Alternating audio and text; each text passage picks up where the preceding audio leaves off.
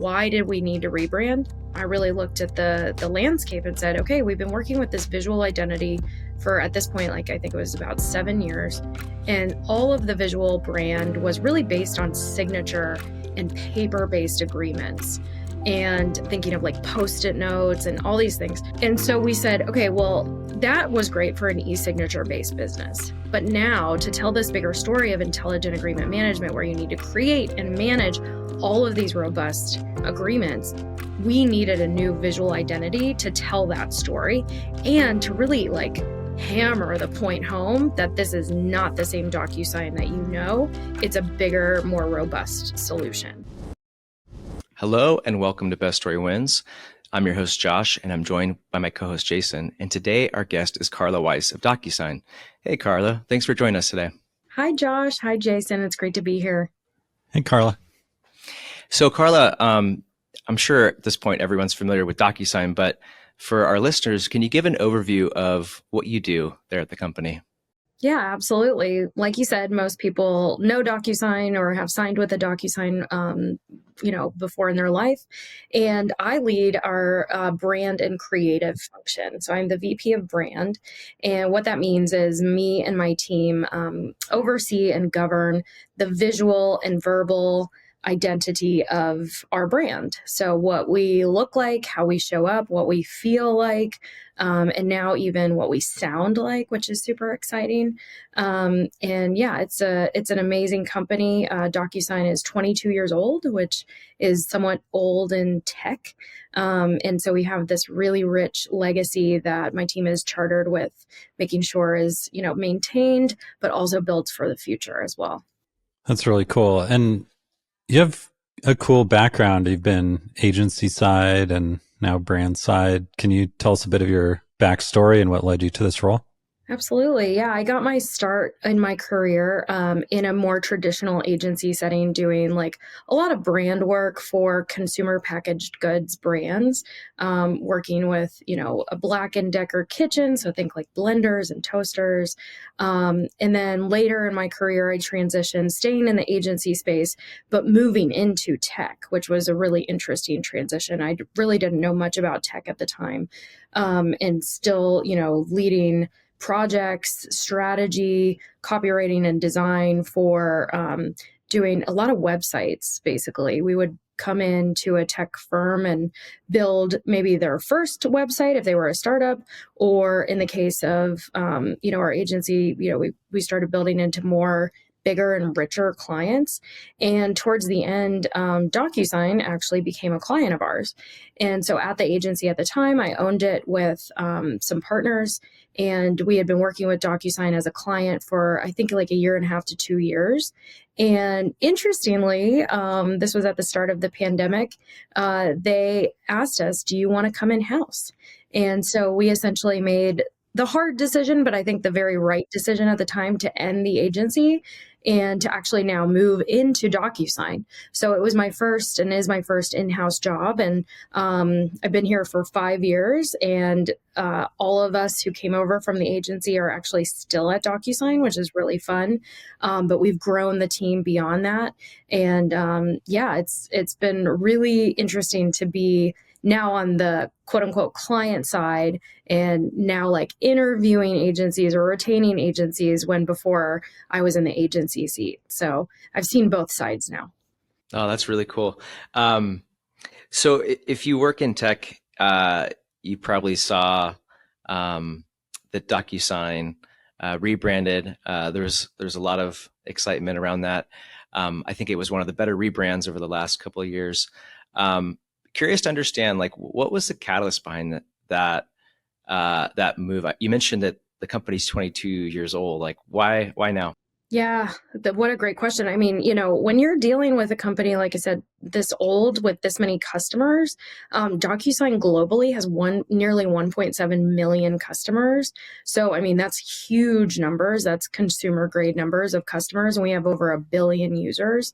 And it's a really amazing place to be when you're that prolific, right?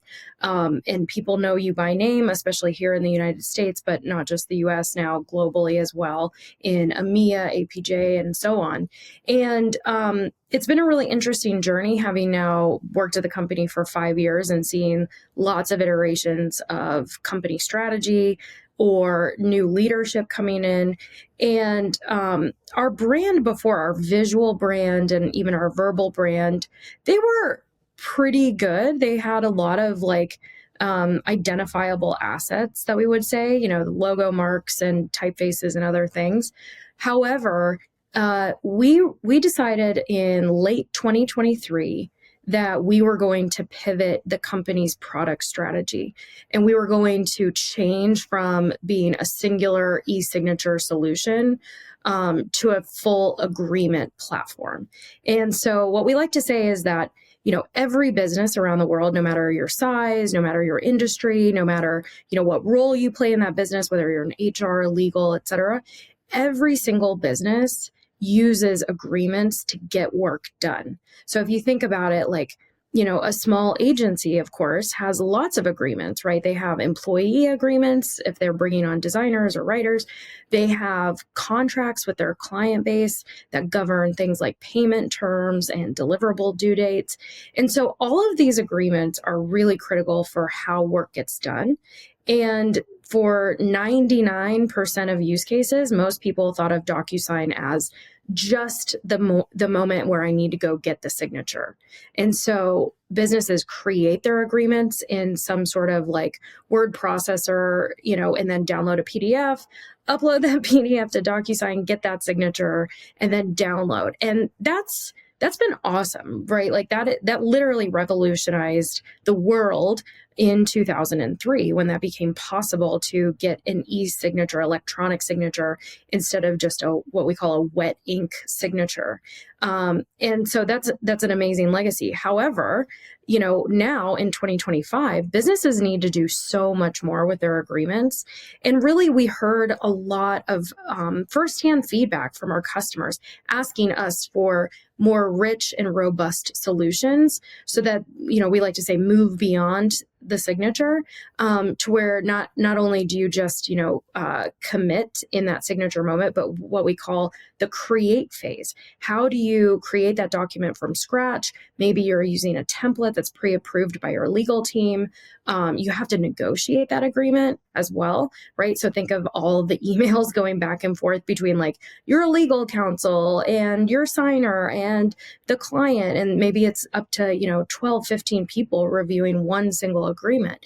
And then at the end of the process, it's not really the end actually, but you store your agreement somewhere. And sometimes literally still in 2025, that's still a paper-based storage system where it's in, inside of a filing cabinet. Or we've now moved obviously into the digital filing cabinet, right? So that passive file storage system that everyone has. But even that isn't good enough because you need to go and get data from those agreements. You need to go hunt for them and say, oh my God, what were the payment terms? I forget. Is it net 30? Is it net 60? Somebody has to go and do that work. And so we're bringing all of these solutions together in one single platform. We call it intelligent agreement management. And this is a way that AI can come in and help teams supercharge their agreement process and really make it just take it out of the dark ages really and into a modern way of working. And so that's a long story, but to say, why did we need to rebrand? Well, we were looking at this strategy and we were putting it down on paper, like I said, in late 2023.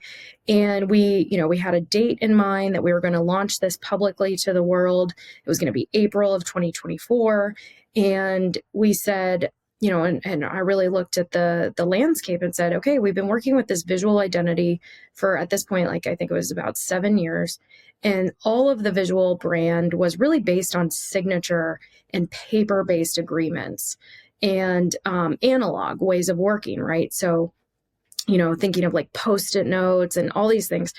And so we said, okay, well, that was great for an e-signature based business. But now to tell this bigger story of intelligent agreement management, where you need to create and manage all of these robust agreements, we needed a new visual identity to tell that story and to really like hammer the point home that this is not the same Docusign that you know. It's a bigger, more robust solution. So it was really a strategic rebrand in the truest sense of the word of we were, reinventing the product, reinventing the platform and these solutions. And so the new face, the new visual identity needed to really translate that vision into something that would almost shock the system, right? And so, and thank you for saying it's successful. It's actually been hugely successful for us. We launched in 2024, April 2024, and it's been about a little over a year since then.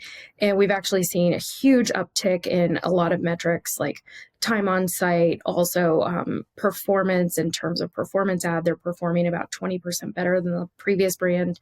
So it's been an amazing journey. That's awesome. And so you've created this new promise around bringing agreements to life, and it seems like a cool shift from kind of the dead documents to a more dynamic, like actual asset to your business that you can maybe more like collaborate around or converse with in a useful way. How do you think that transformation changes or will change how teams are collaborating around like contracts and relationships over the next few years? Yeah, totally. Well, so we, like many businesses, when you're moving really fast, you sometimes can lose sight of some North Star visioning and it gets lost in the day to day. And one of the good exercises, it was a quick exercise, but a really healthy one, was identifying what we call a brand promise. And so, like you said, our brand promise is bringing agreements to life. And why we like that brand promise so much is it is historically accurate. That's what we've been doing for the past 22 years, where we've been bringing agreements to your life, whether it's a mortgage, you're buying a car, maybe it's college acceptance letters that you're signing, right, as a young kid. And that's an amazing thing in heritage that we have, bringing agreements to your life. But also now it takes on a second meaning, which is how do we make what used to feel like literally a picture, a photo of an agreement, how do we now take that out of the filing cabinet and make it feel truly alive and like something, like I said earlier, like you can go and deeply search into, you can find, and AI will help, grab that extraction that you need. And so we really want these agreements to feel like living, breathing documents, not just, again, that, static photo of a PDF. And so we love that brand promise. We tried, I think, like close to 36, honestly, before we landed on that one that felt the most true to both the past and to our future. And so it's always nice when you're working within a brand system where there's a really strong foundation and a lot of meaning, right? What does this bringing agreements to life actually mean to you personally, both in your creative and strategic work? Yeah, I mean, it's a really rich territory and playground. At face value, it's very, very simple. Bringing agreements to life is something that, at Docusign now kind of rolls off the tongue of most employees. And the creative territories with that are really rich and robust. And so we've built some beautiful animations showing how the product actually does feel alive and living. It's allowed us to not only make this a brand promise, but make it a business-wide promise. So, for example, our product design team uses this as they're designing new products and interactions to feel, again, that living, breathing document. And so that's an amazing thing. And then also strategically, it's helped us decide where do we want to invest. And so when you think about a brand system, one of the best ways to make a brand feel living is through motion and through sound. Whereas our previous brand identity, pre-2024, was pretty static, meaning like it didn't really move a lot. And so now you'll start seeing a lot more animations and motion from Docusign, as well as we've introduced what we call sonic branding, which is the sound of Docusign. And so that is a really cool brand attribute that we've adopted. So again, in the product, there are now sounds that trigger like semantic meaning to the user and feel like this document is working with me and I am, working with it, as well as all the way to, video music and making sure it's custom music that we're using that builds this ecosystem of sounds. And so we've really taken bringing agreements to life to say, how many senses can we influence in the Docusign ecosystem? So while we don't have like sound or taste, we're definitely, going after hard the visual, the motion, and the sound experiences. That's awesome. And what were some of the challenges you faced getting internal alignment around such a massive rebrand, especially for a global company? Yeah, rebranding is really, really challenging, right? Like it is as much, challenging externally as it is internally, especially if you're a large business like Docusign. And we had a few challenges out of the gate. Number one was timeline. We did the whole thing in about 4 months, which is really unheard of. And it was really scary. And, we took a look at ourselves and said, can we do this? And, I have an amazing team of champions who, said, yes, we want to do this. We want to step up to the plate and like really deliver in these 4 months. That was challenge number one. And overcoming that, really quickly, we worked backwards from our launch date to build a really robust milestone timeline that we said, we have to hit these milestones by these dates or else the whole thing is at risk. So that was challenge number one. And then aligning our leadership, so our C-level team, to saying like, hey, if we're going to do this by this date, we need you in the feedback sessions with us at the dates that we've required. And so to their credit, they all hit all the dates with us, on feedback sessions. And we were turning things around. Like we would turn around an iteration. We'd show a logo concept as an example, and then turn an iteration around in about 48 hours. I mean, it was a really, really fast timeline. So that was challenge number one. And then challenge number two was orchestrating the launch.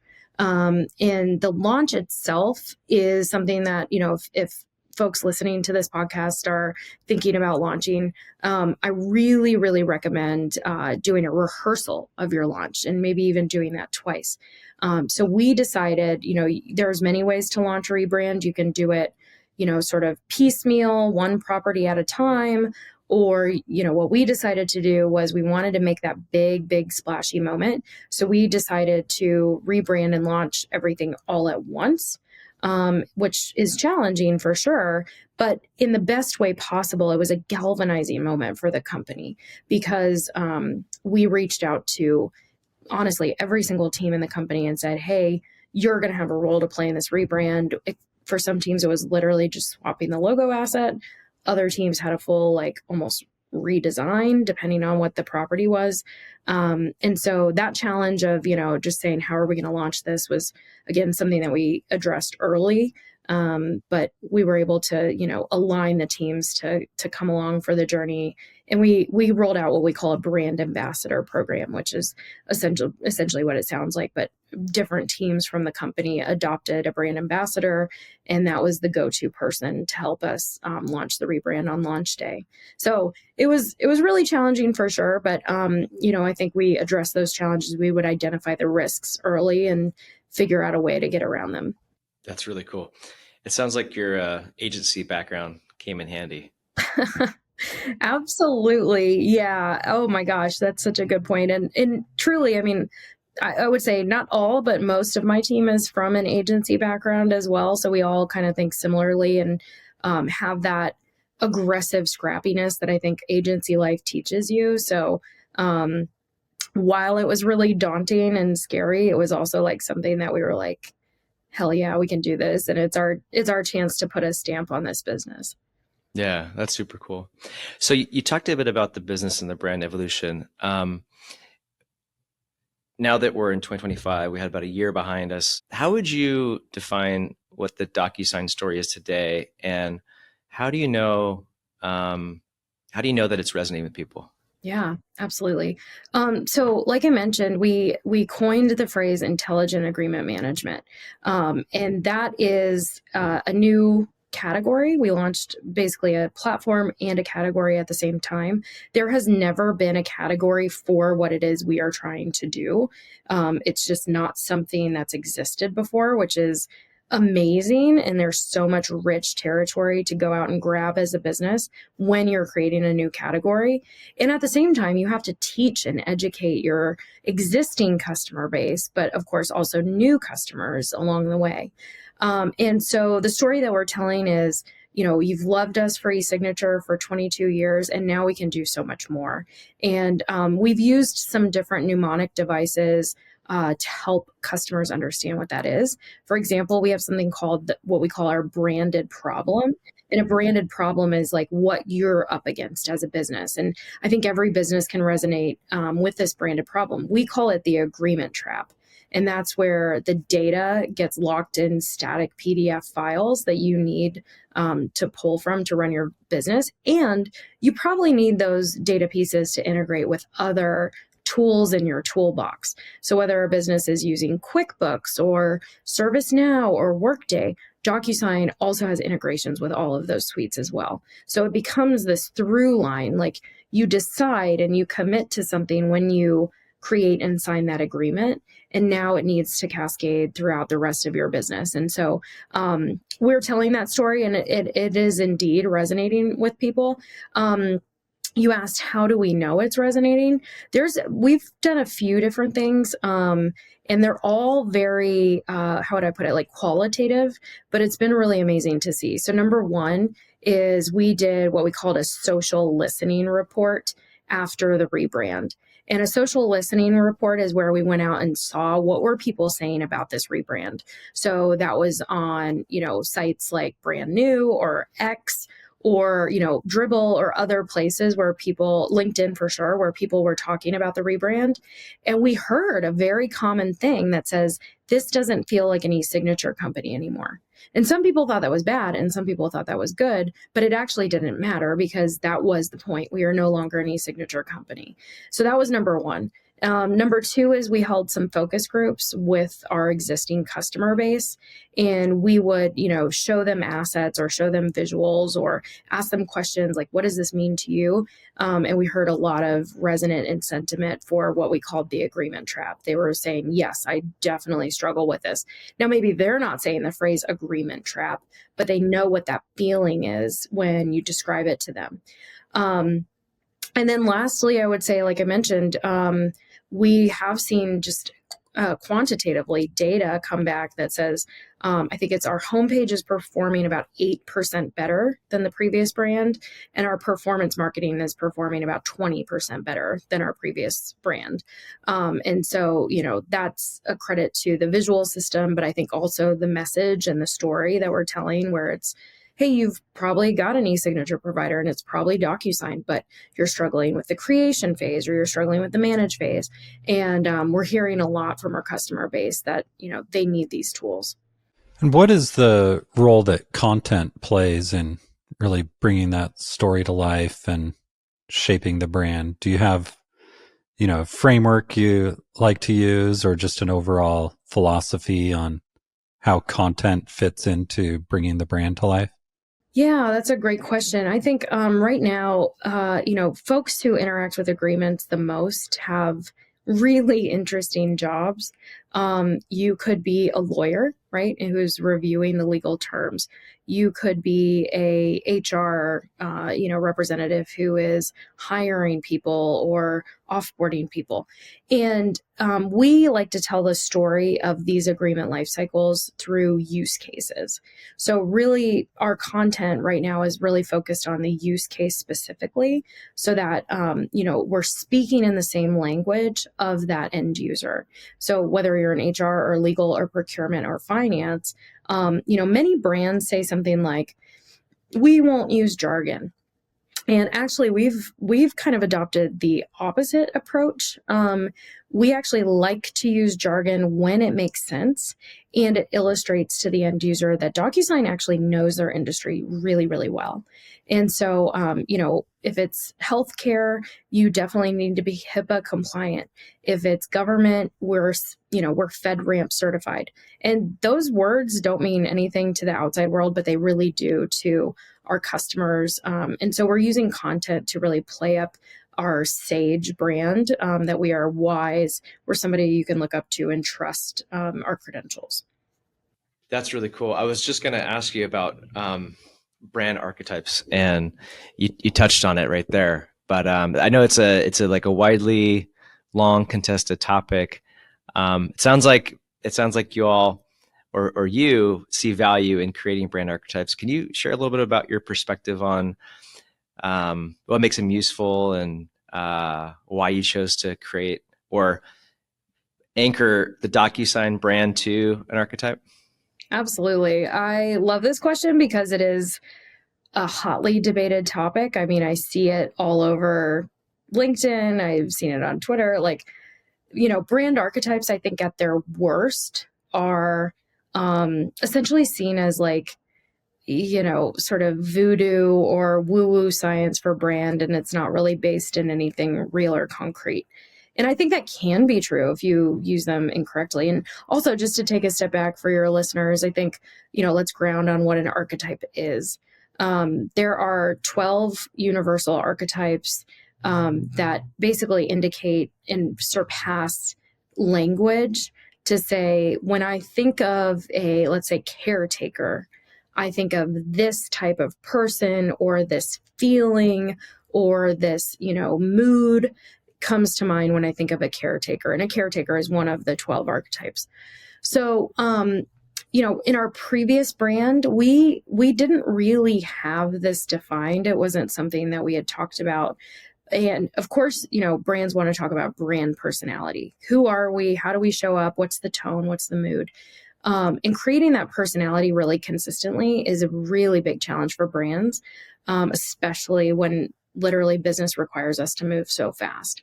So as part of the rebrand, we did decide to use brand archetypes to help not only our brand team create decisions, but to actually educate the entire company on what was the new DocuSign going to sound like, look like, feel like.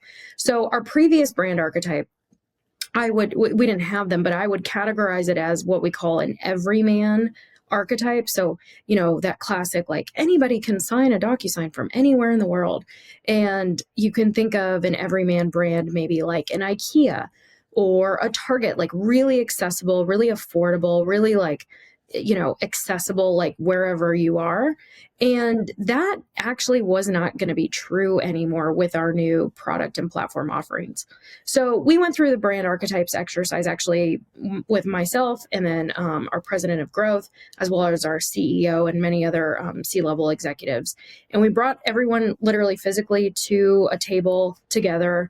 And we said, hey, we're going to decide what the new DocuSign is going to sound like and look like. And this was actually early in the process before we looked at colors or logos or anything like that. And so we landed on 4 archetypes in priority order. So they are not all equal. And so in this order, they go sage, ruler, hero, and magician.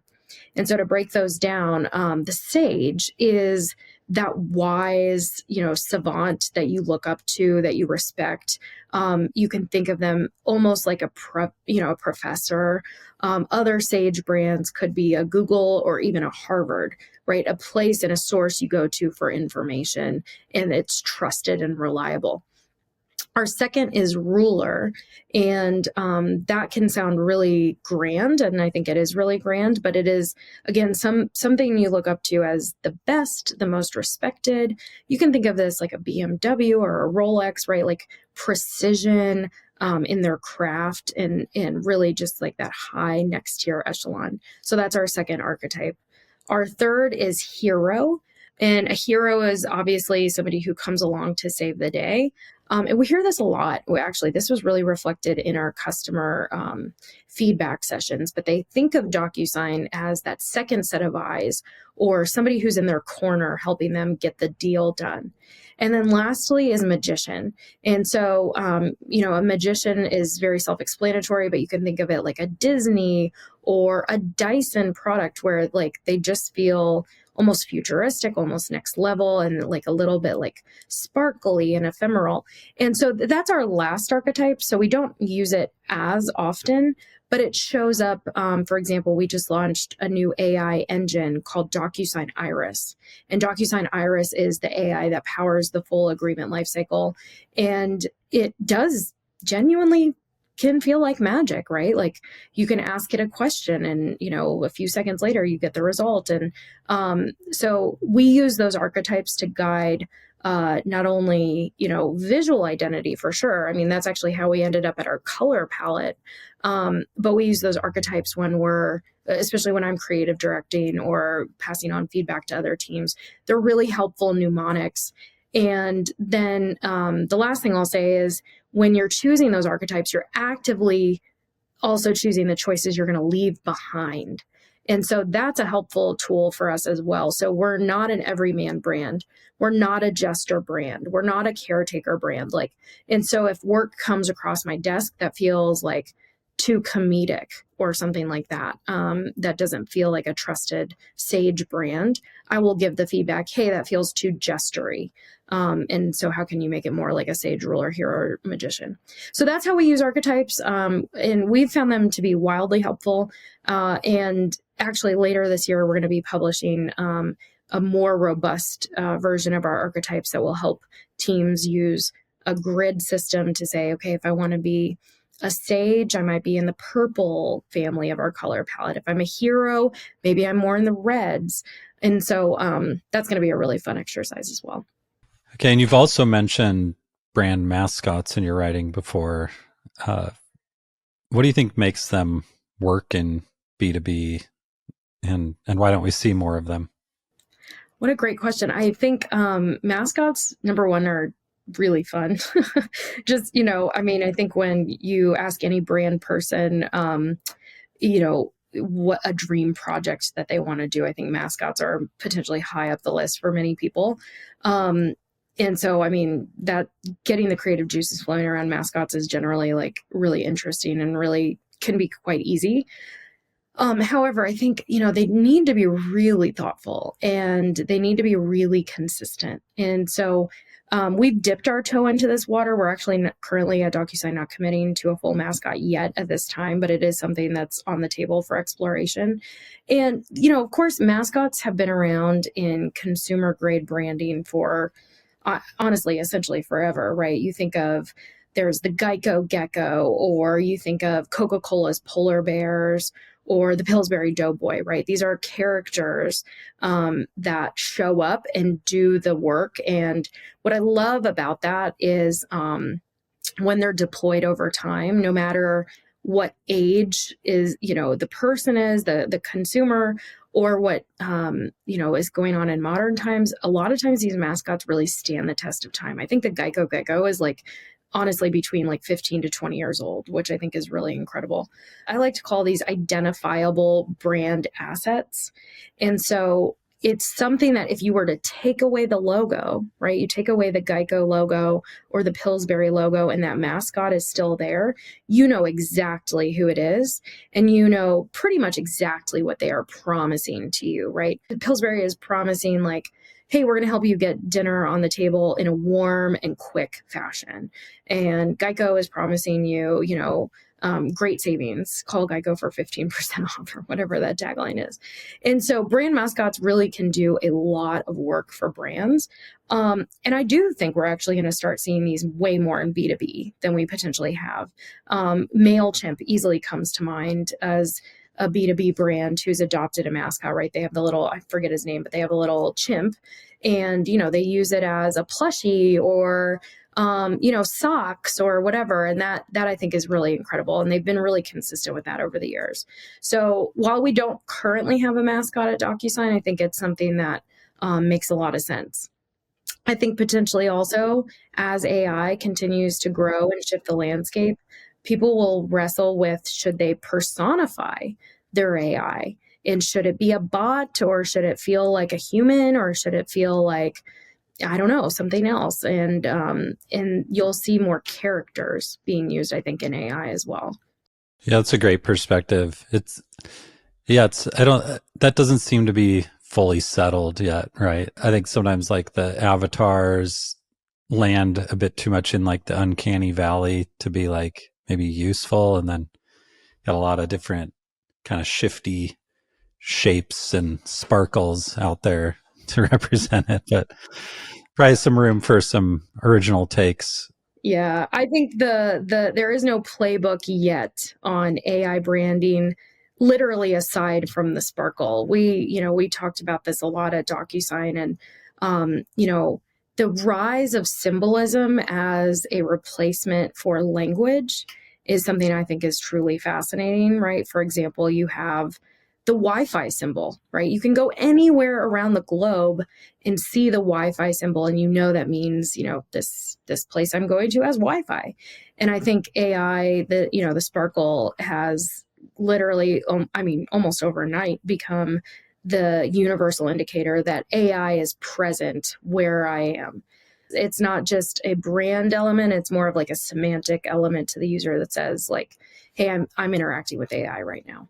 So yeah, that probably outweighs I guess it's like any iconography system too, right? Like you could be super novel for the sake of not looking generic, but then you may be compromising on clarity there.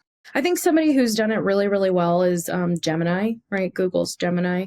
They have, your users and listeners can go Google this, but they have a genuinely beautiful iconography system that toes the line between custom AI icons and very, very usable, simple icons that, really quickly identify what the user's interacting with. That's a good example. And so shifting gears a little bit on getting work done, one of the most common pressures we hear from teams, especially over the last 12 to 18 months, is that there's just a major pressure to do more with less. And the shorthand for that is double the revenue with half the budget. And I'm curious how your team's structured to meet challenges like that when you're essentially called to do more with less. Yeah, you hit the nail on the head. I think everyone is facing this challenge, no matter their industry. And, I think there's many ways we've thought about doing more with less. I mean, we are a pretty small and lean team. However, we really pack a big punch for being as small as we are. And one of the things we think about, honestly, all the time is how do we systemize basically everything and scale basically everything?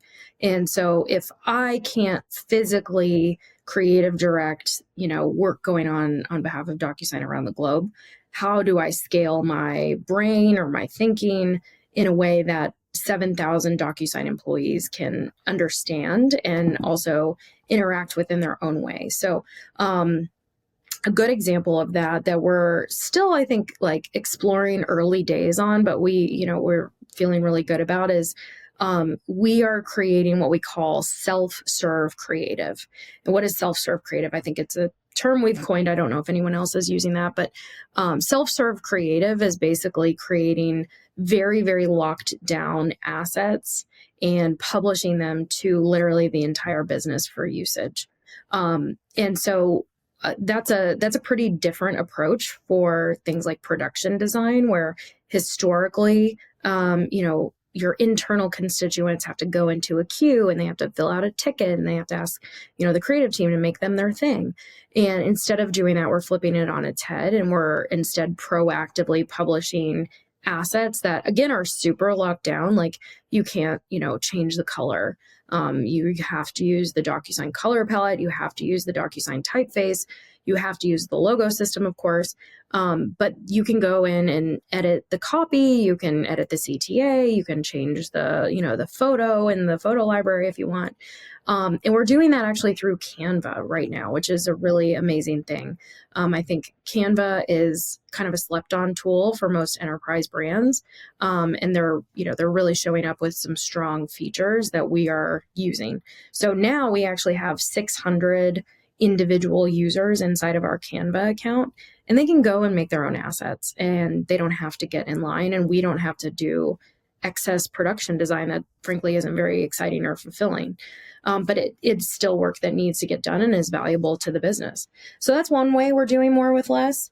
I think the other is honestly by looking at every non-essential piece of work and work artifact and saying what are the things that we really need to be doing. For example, literally right now, my leadership team and I are essentially like canceling every single standing meeting and replacing it with asynchronous ways of working. So we're using Loom or Slack audio notes to communicate with each other instead of gathering everyone into a room, spending 30 minutes to an hour. And, of course, meetings create context switching and all. There's so much science that says like more meetings aren't good for anybody. So I really want my creatives and the brand team spending 80% of their time doing work and like 20% of their time like in meetings or admin kind of stuff. Even more would be great, but I think that's the threshold we're starting for right now. So it's really cool to hear you talk about how your team is leveraging Canva. Have there been any issues just in terms of like brand consistency and hitting a certain threshold of quality, or are the templates created in such a way where like essentially a product marketer or someone on the paid media team can actually go create an asset and deploy something? The answer is yes to both questions. We've definitely ran into a couple quality issues for sure. And that you're going to have that, right? It's just a risk you have, and you do your best, but it's still going to happen. And at the same time, right, like, is the juice worth the squeeze? Like, the benefits outweigh the negatives? Yes, also that. And so, yeah, there's a lot of, like, without getting into all the nitty gritty, but there are so many ways in Canva where you can basically lock everything down to where people can't screw it up. But, you will find the outlier that somebody does, and then you see it live on social media and you're like, oh my God, what happened? And so that definitely happens.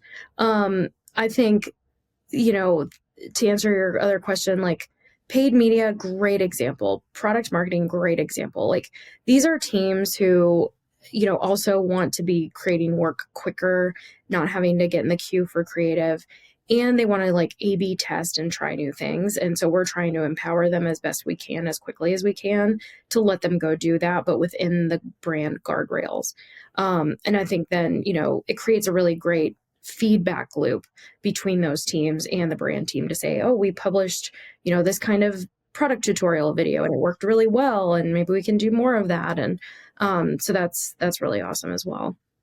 That's super cool. So what is one of the biggest opportunities that you're all seeing right now as either a brand team or as a business, and how are you as a brand and creative team approaching it?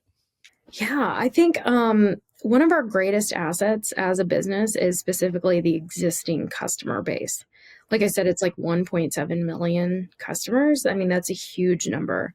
And so, it's a really amazing thing to think about marketing, not just through the lens of like, I need to get new customers. It's also like, I need to keep and teach my existing customers that we can do so much more for them.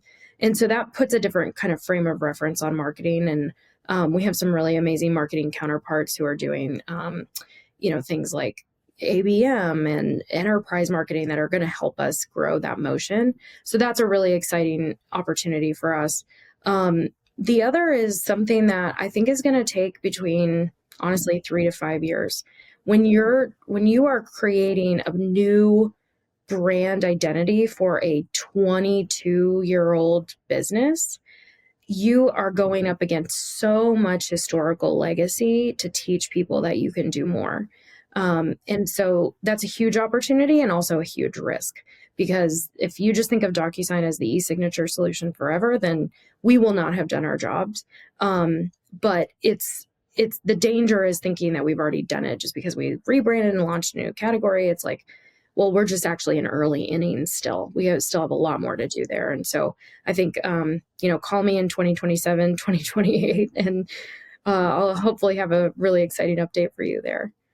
Speaking of that, if we're in the future, a few years out, and your team's celebrating, what would you be toasting to in that future where everything's gone swimmingly? Gosh, that's such a good question. I think we're really happy where we are and we're doing pretty good work, but we're always hungry to do a lot more. I think definitely having that brand sentiment switch from e-signature to full agreements, that would be huge. If we, I like to say that DocuSign made the signature famous, and now our job is to make agreements famous.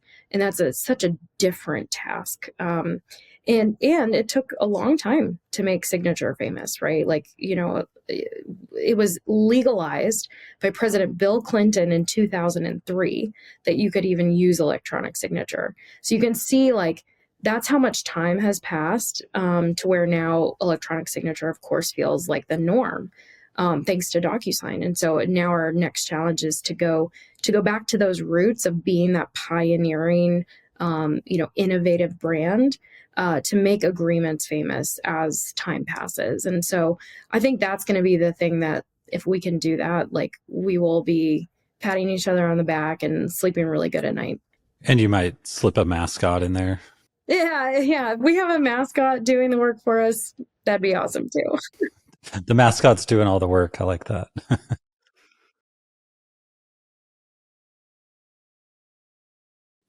Yeah.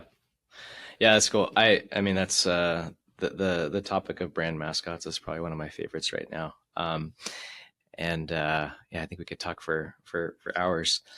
There's an opportunity to go down. Do you remember at like the old, I think it was, I don't know, like the order, but before like Chuck, at least in Colorado where I grew up, Showbiz Pizza became Chuck E. Cheese, and they had like the animatronic band that played. Oh, I didn't know that. You could do something cool with like an animatronic rat for DocuSign potentially. Yeah, absolutely. They're playing music and serving you pizza. I love it. Yeah, you could combine that with the Sonic branding. Perfect. There we go. Ship it. You can steal that idea and say it's your own. What's something that you've changed your mind on recently, with respect to brand or marketing or brand marketing? Great question. I think really good leaders change their mind a lot and don't hold things so rigidly. And I think that's the trap. I think, the longer you're in your career, you want to say, well, I used this playbook before, I'm going to do it again and it'll work again. So I think, the number one thing that I think about a lot, especially right now, leading my team and leading this brand, is agility.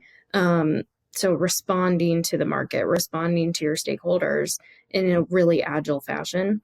And I would say, actually, I think I did actually used to believe that archetypes were sort of woo-woo and how would they really be used? Or I definitely, and I've said this before in public, is I was anti-Canva at the time because I thought, oh my God, it'll just be the Wild West. And now I'm like one of Canva's biggest advocates. And so, nothing is static, especially in the age we're living in now. Everything is up for grabs, and, being agile, being curious, I think are really, really great traits for anyone leading brand and marketing teams.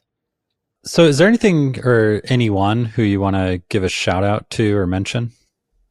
Yes. So I would say one of the best books I've read about the topics of rebrands, there's a book called Conquer Your Rebrand, by Bill Kenny. And if anyone who's listening to this is thinking about a rebrand or, hopes to do a rebrand one day, I would recommend that book hands down. I think it's a fantastic book. And it's not just esoteric, it's very practical, and gives you really unique tips to lead a rebrand. Yeah, he's a sharp guy and they do good work there at Focus Labs. Cool. Carla, this has been great. For people that want to learn more about you and find you online, maybe connect with you, where's the best place for them to find you? Yeah. You can find me on LinkedIn. Just search for Carla Weis and I will appear, or at Carla Weis Hale on X. Awesome. Thank you so much. Thanks, Jason. Thanks, Josh.